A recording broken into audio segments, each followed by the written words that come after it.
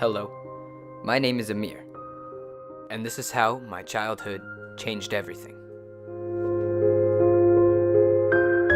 First of all, I'm a writer, and currently I live in Fremont, California. I've always wanted to be a writer.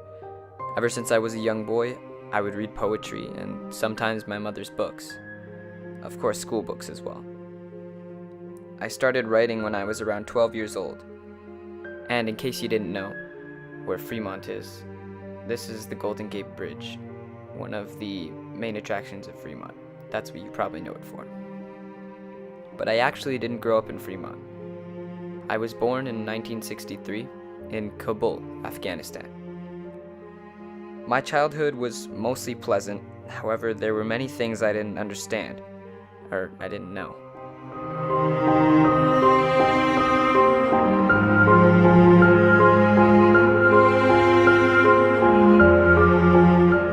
My mother died in childbirth, which was something I always thought about. I would think about what she would look like, what she would think of me, and how she would act. However, my father, Baba, was a legend. Everyone in Kabul knew him because of his wealth and honor. I didn't know it back then, but I would spend most of my life trying to please Baba. Oh, and this guy on the right, this is Hassan, my servant, and son to my father's servant, Ali. Although he's much more than that. He's my best friend, and, well, one of my only friends. Before we keep going, there's something you should know about Hassan, something a little different. What I mean is that him and his father are Shia Muslims, which is why he was discriminated against and looked down upon by most of Kabul, who were Sunni Muslims. This is why in public, he was nothing more to me than a servant. This was so that I could keep honor in my family. Now let's just focus on Baba for a second. He is what everyone would have wanted in an Afghani man. He was 6'5", athletic, a businessman, and honorable. He even gave back to the community by making an orphanage. But even more than that, he was Pashtun, which is another word for a Sunni Muslim. There was one story that I could never get over about Baba. It was said that he once fought a bear with his bare hands. I knew I would never be able to live up to him, and even worse, I'd killed his beloved wife. He was the bear that I had to defeat. But anyways, back to Hassan. He was everything my father would have wanted in me. Strong, courageous, athletic, and well-mannered. While most of the boys like Hassan would play sports or fight, I would read books all day. He could even use a slingshot, which he was deadly accurate with. However, he loved it when I read to him. We would go up behind the house to the pomegranate tree, and I would read him stories all day. He loved them almost as much as he loved me. He would never fail to stand up for me when I was too much of a coward to do so. He would do anything for me. For you, 1,000 times over, he would say. At the time, his loyalty was nothing more than normal, but to this day, I've never met anyone as much of a friend as Hassan was. Yet I never referred to him as a friend.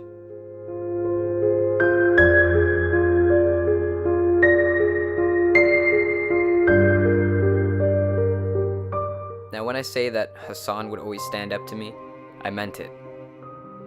Now you're gonna meet Asef, our childhood bully, a Hitler-inspired psychopath who had it out for Hassan for simply being Shia, and even more so for me because I hung out with him. Him and his two followers, Wally and Kamal, who were followers, not even friends, would often pick fights with us, and of course, it was always Hassan who would keep them away, with me cowering behind him in fear. These incidents were yet to come to an end. Fast forward to the winter of 1975, where everything changed. We were having one of our famous kite fighting tournaments in Kabul. Hassan and I were a great team. I had nearly won the past tournament. And Hassan, well, he was the best kite runner in all of Kabul.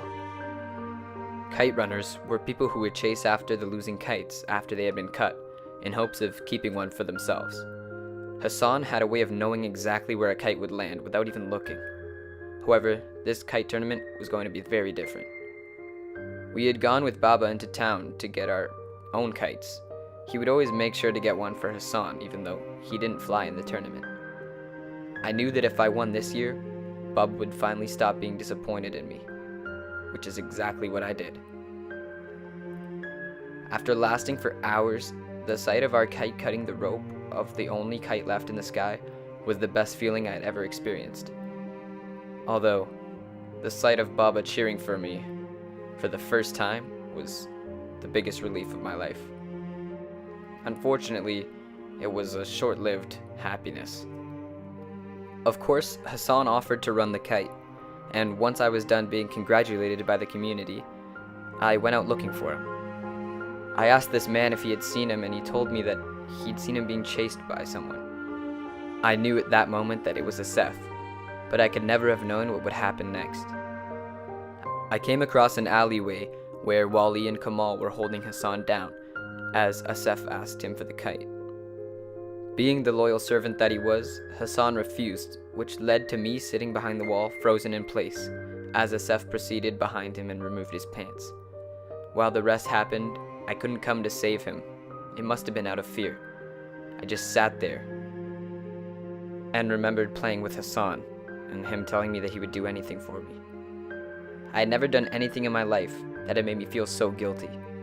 I could never get over the fact that I was too much of a coward to save a boy who would do anything for me. For weeks, I didn't see him. He would just lay in bed and tell his dad that he was sick. I couldn't bear to see him anymore when he eventually did come out. So I put a watch and some money that I had gotten from my unappealing birthday that meant nothing to me anymore. I hid it under his bed, and then I told my father that he had taken it.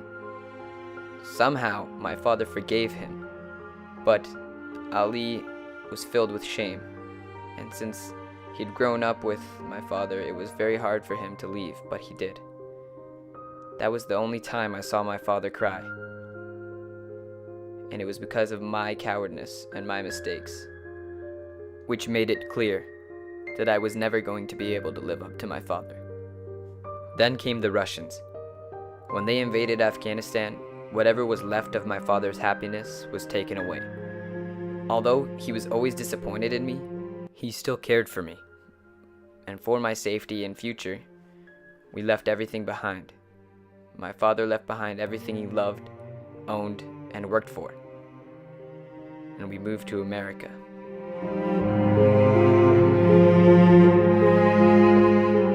Life in America was very different. We had gone from wealthy to lower class. My dad worked in a gas station to pay the bills, and I attended high school.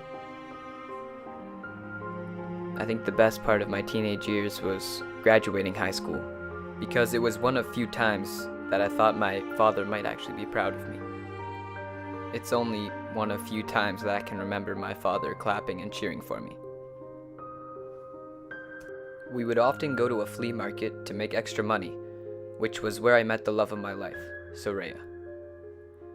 She would find interest in my writing, which I hadn't seen since I had been with Rahim Khan, my father's old friend from Afghanistan.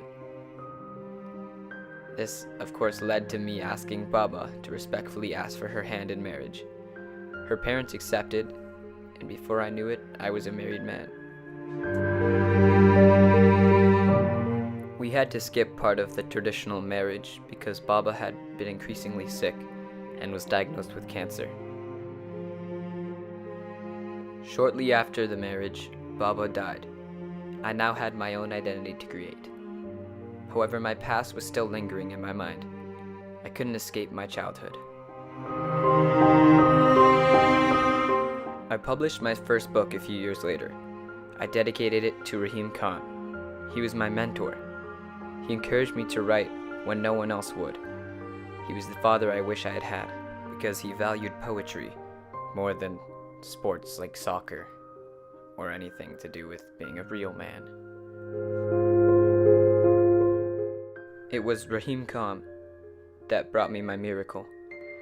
I could finally end my quest for redemption and quit living in the past. All of my guilt and sadness had changed me. and I finally had a chance to leave it all behind. All he said was that there was a way to be good again, but he gave me an opportunity to fix what I had done. So back to Afghanistan I went, back to where my childhood had changed and haunted me, and created this quest for redemption that I could finally fulfill. I could finally stand up for myself, for Baba, for Hassan. So back I went, back to where my mistakes had changed everything.